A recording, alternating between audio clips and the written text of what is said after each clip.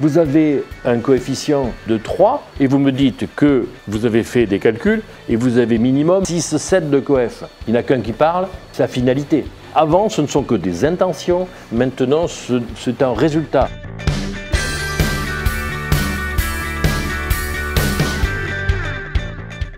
Le restaurateur, le plus gros problème, c'est la marge et la marge. C'est le nerf de la guerre. C'est ce qui reste après avoir acheté et vendu. Dans la restauration, nous sommes un métier un peu spécial, c'est-à-dire que nous ne sommes pas que des vendeurs, nous sommes beaucoup des transformateurs. C'est-à-dire que quand on achète une pomme de terre, une fois qu'on l'a achetée, on ne la revend pas. Avant, il faut la transformer en gratin, en frites ou en pomme de terre vapeur. Voilà. Mais les conditions ne sont pas du tout les mêmes. Mais alors pas du tout. Donc ce qui fait qu'il peut y avoir de la perte, il peut y avoir l'accompagnement. Parce qu'il faut rajouter une viande, il faut rajouter un poisson, il faut rajouter une volaille. Et tout ceci, il faut le cumuler. Et c'est cet amalgame qui n'est pas calculé. On calcule par exemple le coef sur la viande. Mais la viande ne va représenter que maximum 20%. Et si jamais on fait multiplicateur que sur la viande, on a un coefficient qui est nul, qui va être à moins de 2.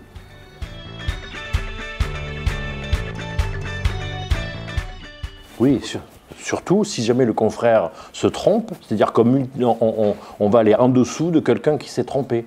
Donc c'est exactement ce qu'il ne faut pas faire, c'est d'aller sur quelqu'un qui s'est déjà trompé, puisque quand même, il ne faut pas oublier qu'il y a quelques restaurants qui ferment par an.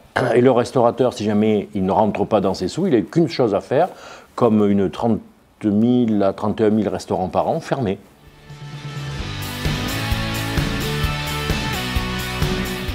Je m'appelle Jean-Paul Hampe.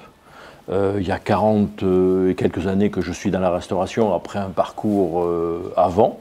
Donc j'ai fait beaucoup de choses dans la restauration. Bien sûr, j'ai appris beaucoup. J'ai écrit quelques bouquins, j'ai fait quelques émissions de télé et j'ai eu pas mal de restaurants. Donc je suis agréé pour faire qualité tourisme et maître restaurateur. Mais ce n'est pas le sujet du tout. Le sujet, il est d'aider, par l'expérience, par la connaissance, les restaurateurs à pouvoir se sortir de passe, à évoluer, à avoir envie d'évoluer. Il n'y a pas que la connaissance qui importe, c'est surtout l'écoute. Est-ce que votre affaire est rentable? Est-ce que vous avez envie de continuer à faire ce que vous faites? Est-ce que votre restaurant, le décor vous plaît? Donc il faut qu'on sorte d'abord, savoir si c'est rentable, mais surtout le plaisir. Est-ce que j'ai envie? Est-ce qu'il faut que j'ouvre 7 sur 7, 24/24? Moi j'ai la réponse, elle est non.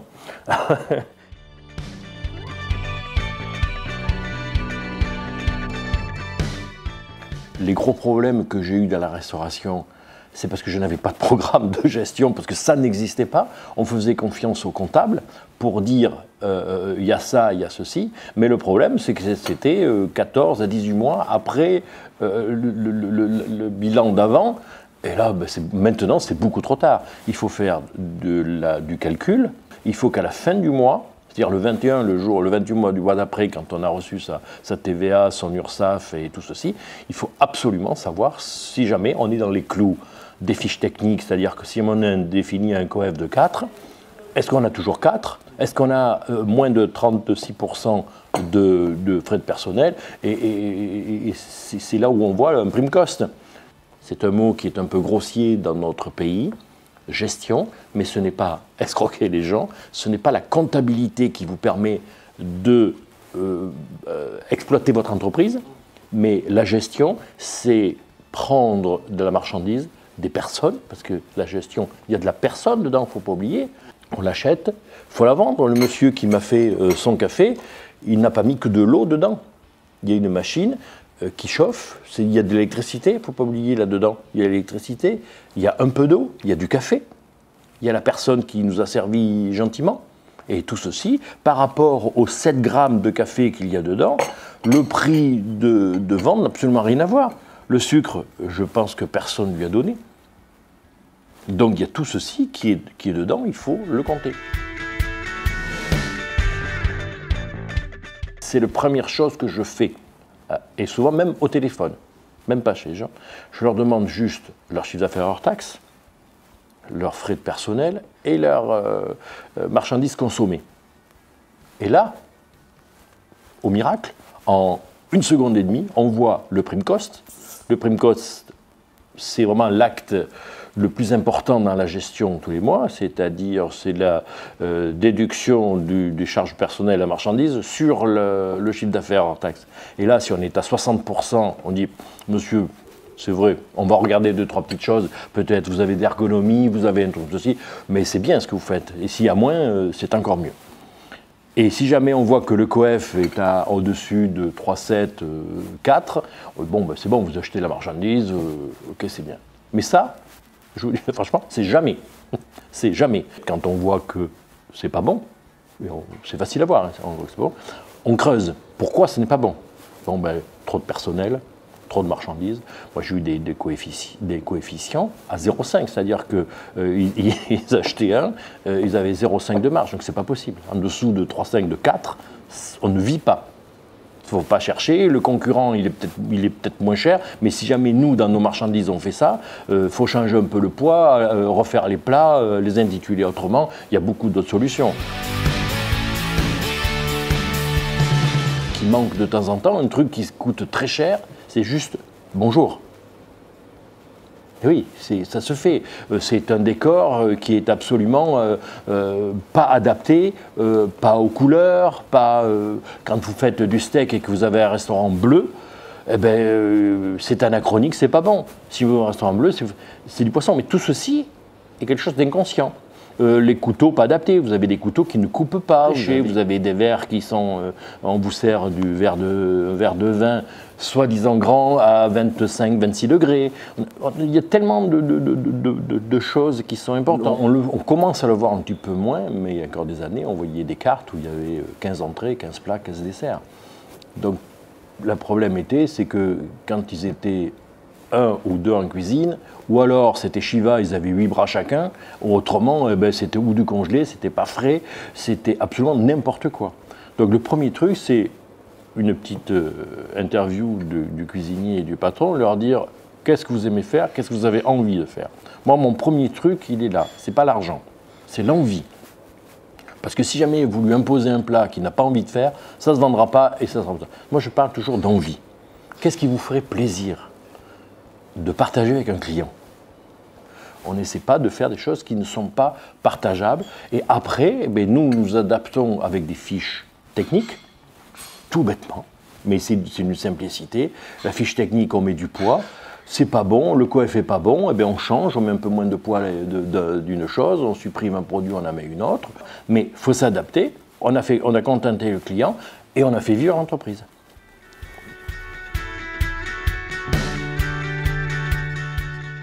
Voilà, surtout on a gagné des clients. Il ne faut pas oublier que le café dans la restauration, c'est le dernier acte avant le paiement qu'il y a. Avant, il y avait le digestif, maintenant il n'y en a plus, donc la question ne se pose pas.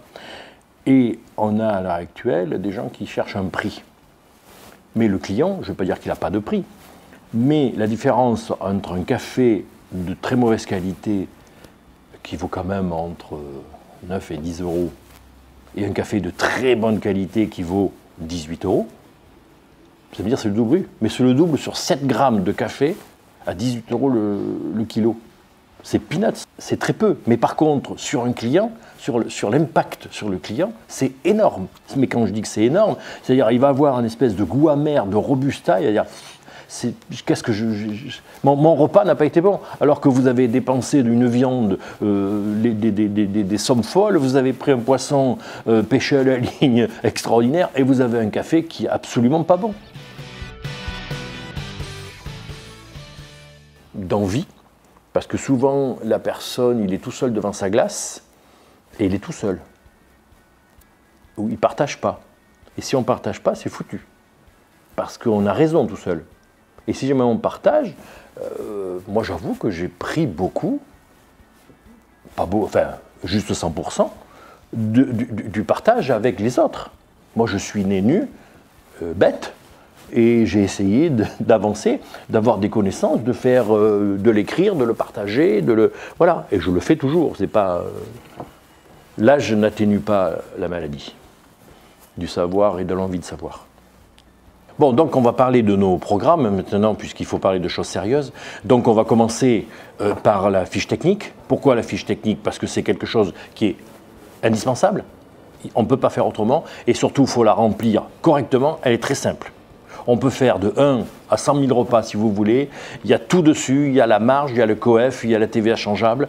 Donc on va faire un tableau de bord. Un tableau de bord, c'est tout à fait simple. C'est ce qu'on a fait dans le mois. On va voir si jamais nous avons été bons. Donc, chiffre d'affaires hors taxe, personnel, frais de personnel totaux, marchandises consommées dans le mois, et on voit tout de suite, au miracle, si jamais le mot marge est respecté, c'est-à-dire le prime cost, si jamais il est à 60%, vous allez voir sur la vidéo, ça y est, et si jamais votre coef, c'est-à-dire que les personnes en cuisine ont bien respecté leur fiche technique, si jamais on avait décidé que c'était 4, que c'était 6, que c'était 10, peu importe, mais on a respecté tout. Je suis désolé, mais c'est la base de toute, pas que la restauration, mais c'est quand même l'humain. La machine est là pour nous assister. C'est vrai qu'on ne va pas faire un feu de bois pour cuire un steak, c'est vrai qu'on va mettre ça sur une plaque qui va être beaucoup mieux, mais c'est quand même l'humain qui va le faire. Ce qui n'est pas fait avec un tout petit peu d'humanité ne passera pas. La gestion est humaine. Ce n'est pas des machines, ce n'est pas un ordinateur qui fait la gestion. On va dire qu'est-ce qu'il faut faire pour être consultant? J'ai qu'une seule réponse. Il faut être vieux. C'est tout. Il faut voir fait pas mal de restauration. Prendre au sérieux. On est sérieux, oui. Mais il n'y a que les gens qui plaisantent et qui rigolent qui sont sérieux. Les autres, ils sont cons et chiants. Bon, oui, alors je m'appelle le Père Amp. Ça tombe, hein, non? Oh merde.